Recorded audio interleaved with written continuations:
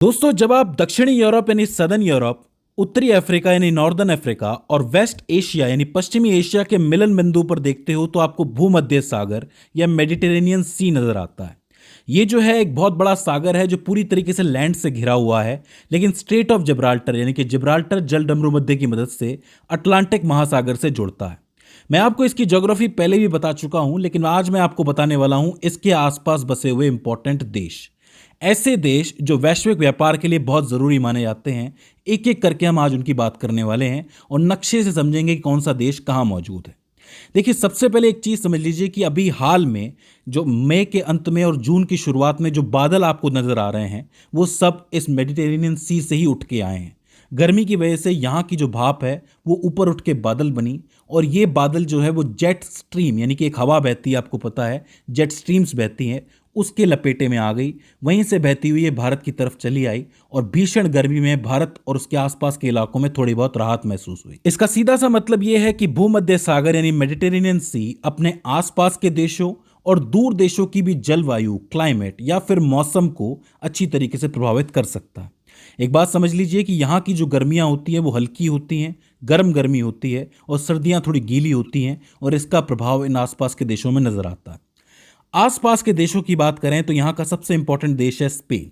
Spain दक्षिण पश्चिमी Europe में स्थित एक खूबसूरत देश है जो भूमध्य सागर के पश्चिमी छोर को छूता है। इस देश की भौगोलिक स्थिति और यहाँ के विविध परिदृश्य इसे यूरोप के सबसे अनूठे देशों में से एक बनाते हैं।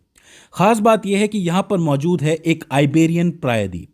यह आइबेरियन प्रायद्वीप का लगभग 85% हिस्सा कवर करता है और इसका एक बड़ा हिस्सा अटलांटिक महासागर से भी घिरा हुआ है। तो इसका अर्थ यह हुआ कि अटलांटिक महासागर में भी इसकी पहुंच है। इसके अलावा इसकी निकटता जो है वो अफ्रीका से भी बनी हुई है। स्पेन का सबसे दक्षिणी सिरा जो है जिब्राल्टर के पास, वो आपको अफ्रीका महाद्वीप के मोरक्को देश उससे जुड़ा हुआ नजर आएगा। लगभग 14 किलोमीटर की दूरी पर है, ज़्यादा नहीं है। इसके अलावा यहाँ पर एक इंपॉर्टेंट चीज़ है मेसेटा सेंट्रल। देश के मध्य भाग में आपको मेसेटा सेंट्रल नाम का एक बहुत बड़ा ऊंचा पठार देखने को मिलता है जो पहाड़ों से घिरा हुआ है और देश के मौसम को प्रभावित करता है। तो इसकी ज्योग्राफी आपको ध्यान में रखनी है कि एक तो पठार है बीच में मेसेटा सेंट्रल जो इसकी जलवायु को प्रभावित करता है, दूसरा मेडिटेरेनियन सी यानी कि भूमध्य सागर। फिर जो दूसरा इंपॉर्टेंट देश आता है वो है फ्रांस। फ्रांस जो है वो पश्चिमी यूरोप का सबसे विशाल देश है जिसका दक्षिणी हिस्सा सीधे भूमध्य सागर की लहरों से मिलता है। यहाँ के प्राकृतिक परिदृश्य में ऊंचे पहाड़ों से लेकर शानदार और समतल समुद्र तट शामिल है। ऊंचे पहाड़ भी देखने को मिलेंगे, समुद्र तट भी देखने को मिलेंगे। घूमने के लिए बहुत अच्छी जगह है। राजधानी पेरिस है, बताने की ज़रूरत नहीं है। इस देश की खास बात यह है कि एक षटकोण के आकार का है। फ्रांस के भौगोलिक नक्शे को जब आप देखोगे तो आपको मोटे तौर पर 6 कोने वाले ज्यामितीय आकार देखने को मिलेंगे जिसको षटकोण या फिर हेक्सागोन कहते हैं। इसीलिए अक्सर इसको एल हेक्सागोन भी कहा जाता है, इसलिए याद रखना एल हेक्सागोन सवाल बन सकता है। माउंट ब्लॉक काफ़ी इंपॉर्टेंट है। पश्चिमी यूरोप की सबसे ऊंची चोटी जो माउंट ब्लॉक है वो फ्रांस और इटली की सीमा पर मौजूद है। बेसिकली ये चोटी आल्प्स पर्वत श्रृंखला का हिस्सा है, तो इसे आप ध्यान में रख सकते हो। इसके दक्षिणी भूमध्य सागरीय तट को फ्रेंच रिवियरा कहा जाता है जो अपने खूबसूरत चट्टानी किनारों और नीले पानी के रिसॉर्ट्स के लिए पूरी दुनिया में मशहूर है। लोग यहाँ पर आते हैं, पर्यटन बहुत ही अच्छा है। फिर एक और देश आता है इटली। आप देख सकते हो इसका आकार कुछ इस तरीके से है। इटली जो है वो दक्षिणी यूरोप का एक प्रायद्वीपीय देश है, 3 तरफ से पानी से घिरा हुआ है, जो पूरी तरीके से भूमध्य सागर के केंद्र में स्थित है, अंदर तक फैला हुआ है। तो आप ऐसा कह सकते हो कि भूमध्य सागर का जो दिल है वो इटली को कहा जाता है। एक चीज और आप देखोगे कि इटली का भौगोलिक नक्शा देखने में बिल्कुल एक ऊंचे सुंदर बूट जैसा नजर आता है, पैर के जूते जैसा नजर आता है। तो इस आकार को स्पेशली याद रख सकते हो। फ्रांस षटकोण जैसा दिखता है और ये ऊंचे बूट जैसा दिखता है।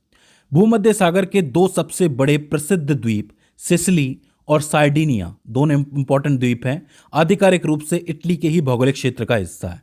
तो 2 इंपॉर्टेंट द्वीप हैं सिसिली और सार्डिनिया, दोनों इटली के अंदर ही आते हैं। इसके अलावा मुख्य भूमि यूरोप के जितने भी सक्रिय ज्वालामुखी हैं जैसे कि माउंट एटना, स्ट्रोम्बोली और माउंट विसुवियस, ये सब के सब इटली के अधिकार क्षेत्र के अंदर आते हैं। ये एक इंपॉर्टेंट फैक्ट है, इससे सवाल बन सकता है, इसको स्पेशली याद रखना है आपको। तो इटली जो है वो हृदय स्थल हो जाता है। सिसिली और सार्डिनिया द्वीप जो है वो इसी के अंडर आते हैं, और सक्रिय ज्वालामुखी जितने हैं मुख्य यूरोप के, मुख्य भूमि यूरोप के, वो सारे इटली के अधिकार के अंदर ही आते हैं, अधिकार क्षेत्र के अंदर ही आते हैं। इसके बाद आता है ग्रीस देश। ग्रीस भूमध्य सागर के पूर्वी हिस्से में स्थित द्वीपों और पहाड़ों का एक बेहद खूबसूरत जाल है, मतलब द्वीपों के अंदर ये फैला हुआ है। प्राचीन काल से ही इसकी भौगोलिक बनावट ने इसके समुद्री व्यापार और इतिहास को आकार दिया है। जाहिर सी बात है, इतने सारे द्वीप हैं तो आसानी से व्यापार के लिए शिप्स निकल सकते हैं, और इतिहास इसी के आसपास बुना है इसका। ग्रीस के पास लगभग 2000 से ज़्यादा छोटे बड़े द्वीप मौजूद हैं, जिसके कारण इसके छोटे आकार के बावजूद इसकी कुल तटरेखा दुनिया की सबसे लंबी तटरेखाओं में से एक है। जाहिर सी बात है, हर द्वीप की अपनी तटरेखा है। 2000 से ज़्यादा द्वीप हैं, सबको मिलाओगे तो एक लंबी तटरेखा बन जाएगी। अगर आप इस देश के लैंडस्केप के बारे में बात करोगे तो ये देश अत्यधिक पहाड़ी है। इसके कुल भूभाग का लगभग 80% हिस्सा पहाड़ों से घिरा हुआ है, जिसमें आपको पौराणिक माउंट ओलंपस सबसे ऊंचा शिखर देखने को मिलता है। इसके अलावा ग्रीस का जो दक्षिणी द्वीप क्रेते है, वो भूमध्य सागर का एक प्रमुख भौगोलिक और रणनीतिक केंद्र है, जो एंजियन सागर को भूमध्य सागर से अलग करता है। तो इस स्पेशल फैक्ट को आपको याद रखना है। ग्रीस अपने आप में याद रखने वाली बात है, क्योंकि बड़े बड़े फिलोसोफर्स यहाँ पर हुए हैं। फिर बात करोगे तुर्की के बारे में, जिसको तुर्की भी कहते हैं आजकल हम लोग। तुर्की एक ऐसा देश है जो एशिया और यूरोप दोनों महाद्वीपों के बीच में भौगोलिक पुल की तरह काम करता है। इसका दक्षिणी हिस्सा भूमध्य सागर से घिरा हुआ है, और यह सामरिक रूप से बेहद महत्वपूर्ण जलमार्गों को नियंत्रित करता है। तो इंपॉर्टेंट जलमार्ग जो है वो इसके अंडर आते हैं। अगर आप भौगोलिक रूप से देखोगे तो तुर्की का लगभग 97% हिस्सा एशिया एनाटोलिया में है, और 3% हिस्सा यूरोप यानी कि थ्रेस महाद्वीप में स्थित है। तो इस तरीके से बटा हुआ है, 97% हिस्सा एशिया की तरफ है, 3% हिस्सा यूरोप की तरफ है। खास बात यह है कि ये देश 3 तरफ से अलग अलग समुद्रों से घिरा हुआ है। उत्तर में ये ब्लैक सी यानी कि काला सागर से जुड़ता है, पश्चिम में एंजियन सागर, और दक्षिण में भूमध्य सागर। इसके अलावा बॉस्फोरस जलडमरू मध्य की बात तो करनी ही होगी अगर आप तुर्की की बात कर रहे हो। इस्तांबुल में स्थित बॉस्फोरस जलडमरू मध्य जो है वो न केवल एशिया और यूरोप इन दोनों को अलग करता है, बल्कि काला सागर को भूमध्य सागर से जोड़ने का एकमात्र प्राकृतिक रास्ता है, नेचुरल रास्ता है, और वो तुर्की के कब्जे में है, मतलब तुर्की इसको कंट्रोल करता है। फिर बात करेंगे इजिप्ट यानी मिस्र के बारे में। तो मिस्र जो है वो उत्तरी अफ्रीका का हिस्सा है और भूमध्य सागर के दक्षिणी तट पर मौजूद एक ऐतिहासिक देश है। प्राचीन सभ्यताएं यहाँ पर रही हैं, आपको मालूम है। इसके अलावा इसका जो भूगोल है वो रेगिस्तान और पानी का एक अद्भुत और जीवनदायी मिश्रण दिखाता है। इस देश का अधिकांश भाग जो है वो सहारा रेगिस्तान का भाग है, लेकिन दुनिया की एक सबसे लंबी नदी नील नदी जो है वो इसी को पार करते हुए उत्तर में भूमध्य सागर में एक विशाल डेल्टा बनाती है और वहीं से गिर जाती है। तो इतना बड़ा रेगिस्तान, उसके बीच में एक नदी बहती हुई जा रही है, नील नदी। मिस्र के नियंत्रण में आने वाली जो कृत्रिम स्वेज नहर है वो भूमध्य सागर को लाल सागर से जोड़ती है। अब स्वेज नहर के बारे में बताने की ज़रूरत नहीं है, वैश्विक व्यापार का एक इंपॉर्टेंट मार्ग है ये। एशिया और यूरोप के बीच वैश्विक समुद्री व्यापार की जीवन रेखा माना जाता है इसको, और उसी के सहारे मिस्र की ज़्यादातर आमदनी चलती है। फिर आता है मिस्र का सिनाई प्रायद्वीप। भौगोलिक रूप से एशिया महाद्वीप में आता है, जिस वजह से मिस्र देश भी जो है वो 2 महाद्वीपों में बटा हुआ है। लेबनान की बात करोगे तो लेबनान भूमध्य सागर के बिल्कुल पूर्वी किनारे में बसा हुआ है, एक छोटा सा भौगोलिक रूप से समृद्ध देश है। इसके पहाड़ों और वादियों का भूगोल इसे अन्य अरब देशों की तुलना में काफ़ी अलग बनाता है। मध्य पूर्व यानी कि मिडिल ईस्ट के अन्य देशों के विपरीत लेबनान में आपको कोई भी वास्तविक रेगिस्तानी इलाका नज़र नहीं आएगा। यहाँ हरियाली और बर्फबारी वाले पहाड़ भी आपको नज़र आएंगे, काफ़ी अलग बात है ये। यहाँ 2 पर्वत श्रृंखलाएं भी मौजूद है, लेबनान पर्वत और एंटी लेबनान पर्वत। समानांतर चलती हैं, स्पेशल है, देखने में अच्छी भी लगती हैं, जिनके बीच में बेहद उपजाऊ बेका घाटी मौजूद है, जिसमें बेसिकली कृषि वगैरह होती है। भूमध्य सागर के किनारे पर एक सकरा सा लेकिन उपजाऊ तटीय मैदान है, जहां बेरूत जैसे इसके अधिकांश प्रमुख और ऐतिहासिक शहर बसे हुए हैं।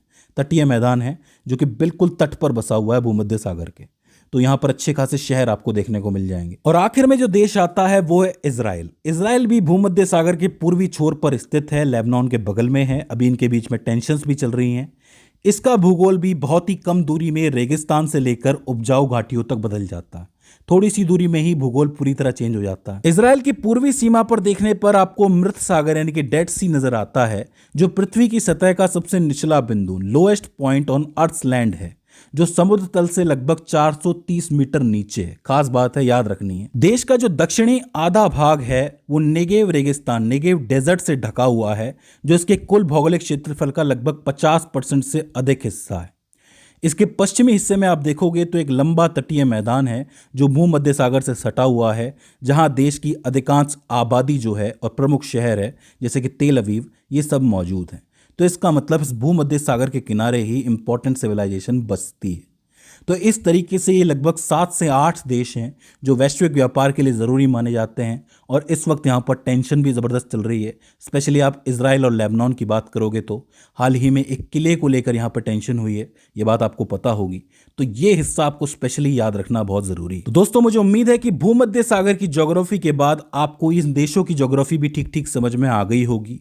ये मैंने मोटे रूप से बात इसलिए की है ताकि आपको मैप से क्लियर हो जाए कि कौन सा देश किससे जुड़ा हुआ है, कहाँ मौजूद है। तो दोस्तों, आज की इस वीडियो के अंदर बस इतना ही।